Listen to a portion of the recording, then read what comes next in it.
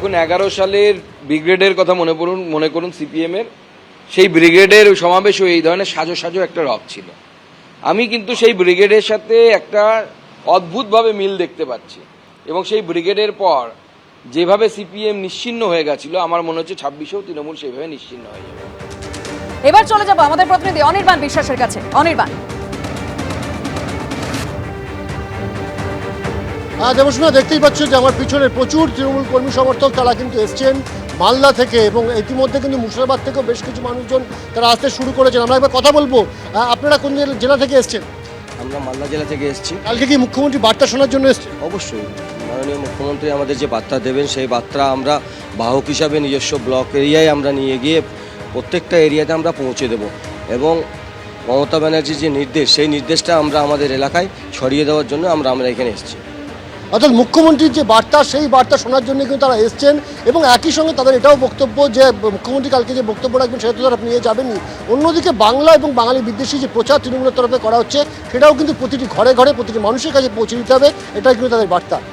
একদম অনির্বাণ, তুমি আমাদের সঙ্গে থাকো। আমাদের অপর প্রতিনিধি ঐশী মুখোপাধ্যায় রয়েছেন আমাদের সঙ্গে ক্ষুদিরাম অনুশীলন মঞ্চের সামনে থেকে, একদম সেই কেন্দ্রের সামনে থেকে। ঐশী, এই মুহূর্তে কি আপডেট রয়েছে এবং সেখান থেকে কর্মী সমর্থকরা তারা কি বলছেন, কি শুনতে চান তাদের নেত্রীর কাছ থেকে? তারা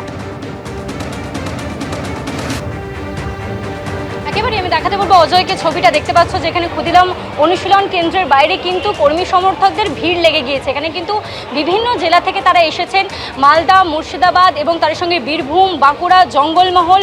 আমাদের সঙ্গে রয়েছেন অনেকে, তাদেরকে জিজ্ঞেস করব কালকে মুখ্যমন্ত্রী মমতা বন্দ্যোপাধ্যায় আপনাদের জননেত্রী তার কাছ থেকে কি বার্তা চাইছেন? বার্তা চাচ্ছি যে মমতা ব্যানার্জি যেটা কথা বলে যে সেটাই সত্য থাকে, মানে কোথায় যেটা বলে সেটাই হয়, আর মোদি হচ্ছে যেটা বলে সেটা কিছু পায় না, লোক একটা বলে আরেকটা হয়। বক্তব্য শুনতে কি দূর দূরান্ত থেকে আসা? হ্যাঁ। এবার মূল মঞ্চের সামনে আমরা যাব এবং মূল মঞ্চের সেই ছবি আপনাদের সামনে রেখেছি। সেখান থেকে আমাদের প্রতিনিধি অর্ণব মুখোপাধ্যায় এই মুহূর্তে রয়েছেন। অর্ণব, এই মুহূর্তের প্রস্তুতির ছবিটা একবার দেখতে চাইবো 21শে জুলাই সভা মঞ্চের। দেখো, আজকে ছুটির দিন এবং বহু মানুষ কিন্তু এখানে চলে এসেছেন তৃণমূলের কর্মী সমর্থকরা। তুমি দেখো যে তৃণমূলের কর্মী সমর্থকরা এই মুহূর্তে মঞ্চের সামনেতেই ভিড় জমিয়েছেন।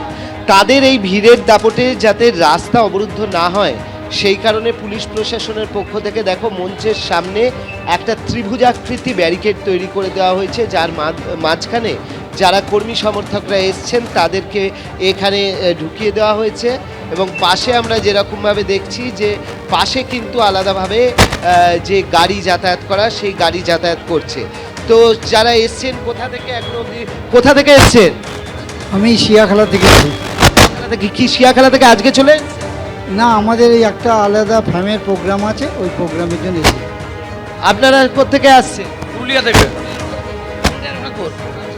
তো কোথায় থাকছেন আজকে? ঘোরাঘুরি করছি আর উচ্ছিন্ন উত্তীর্ণ বলে ওখানে দিয়েছে আমাদের।